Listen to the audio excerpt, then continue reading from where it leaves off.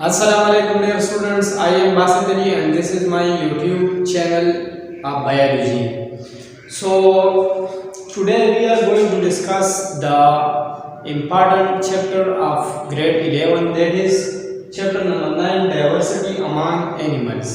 आज के लेक्चर में हम स्टार्ट करने जा रहे हैं एक इम्पॉर्टेंट चैप्टर ग्रेड 11 का जिसका नाम है डाइवर्सिटी अमंग एनिमल्स। तो अगर हम इसकी मीनिंग को देखें तो डाइवर्सिटी और डाइवर्जन या वेरिएशंस को कहते हैं, अक़साम को कहते हैं। मतलब एनिमल्स में जितने अक़साम है, जितने वेराइटीज़ है वो हम इसी चैप्टर में डिस्कस करेंगे। तो इसी चैप्टर को स्टार्ट करने से पहले हमें कुछ कैरेक्टरिस्टिक्स को डिस्कस करना होगा कि एनिमल्स के कैरेक्टरिस्टिक्स क्या है। तो अगर हम देखें तो first of all animals are multicellular. Multicellular means they are made up of many cells, ये बहुत सारे सेलों से बने होते हैं। इसके अलावा नो सेल वॉल, जैसा कि प्लांट में एक सेल वॉल होता है सेल के इर्द गिर्द जो जैसे प्रोटेक्शन देता है, तो एनिमल्स में ये एब्सेंट होता है। इसके बाद outermost covering is cell membrane, चूंकि इनमें सेल वॉल नहीं होता तो इसी वजह से इनका जो आउटरमोस्ट कवरिंग है वो सेल मेम्ब्रेन है। प्लांट में सेल मेम्ब्रेन के ऊपर सेल वॉल होता है, इनमें सेल वॉल एब्सेंट होता है तो इसी वजह से सेल मेम्ब्रेन आउटरमोस्ट लेयर है। इसके अलावा यूकैरियोटिक एनिमल्स जो है ये यूकैरियोटिक है। यूकैरियोटिक का मतलब ये है कि इनमें ट्रू न्यूक्लियस होता है। ट्रू न्यूक्लियस का मतलब ये है कि न्यूक्लियर मेम्ब्रेन भी इनमें प्रेजेंट होता है और मेम्ब्रेन बॉन्डेड ऑर्गेनेल्स भी होते हैं।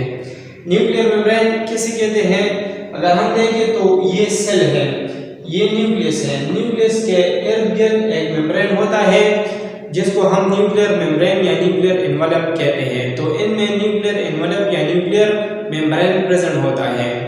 और इसके अलावा न्यूक्लियर मेम्ब्रेन का काम ये है कि ये एक्सचेंज ऑफ मटेरियल्स करता है between the cytoplasm and nucleus.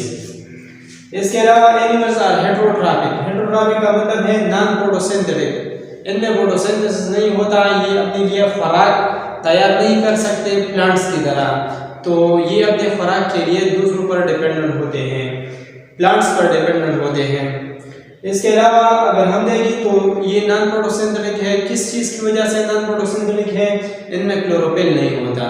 Plants में क्लोरोफिल होता है तो वो फोटोसिंथेटिक होते हैं, इनमें क्लोरोफिल एब्सेंट होता है। Last one characteristic is they develop from to dissimilar haploid gametes. ये डेवलप होते हैं हैप्लॉइड गैमीट से जो कि डिसिमिलर होते हैं, एक जैसे नहीं होते।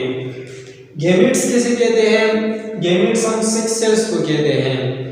हैप्लॉइड होते हैं, हैप्लॉइड का मतलब है इनमें हाफ नंबर ऑफ क्रोमोसोम्स होते हैं, n नंबर ऑफ या हाफ नंबर ऑफ क्रोमोसोम्स इनमें प्रेजेंट होते हैं, तो इसी वजह से हम इनको हैप्लॉइड कहते हैं। तो अगर हम देखें तो गैमीट्स जो है वो स्पर्म है और ओवा है। स्पर्म मेल गैमीट है और ओवा फीमेल गैमीट या सेक्स सेल है। तो ये थे कुछ कैरेक्टरिस्टिक्स एनिमल्स के। इंशाल्लाह हम नेक्स्ट लेक्चर में एनिमल्स की क्लासिफिकेशन डिटेल से स्टार्ट करेंगे। अगर वीडियो अच्छी लगी हो तो चैनल को लाइक और सब्सक्राइब करें और बेल घंटी को भी दबाएं। Thank you for watching.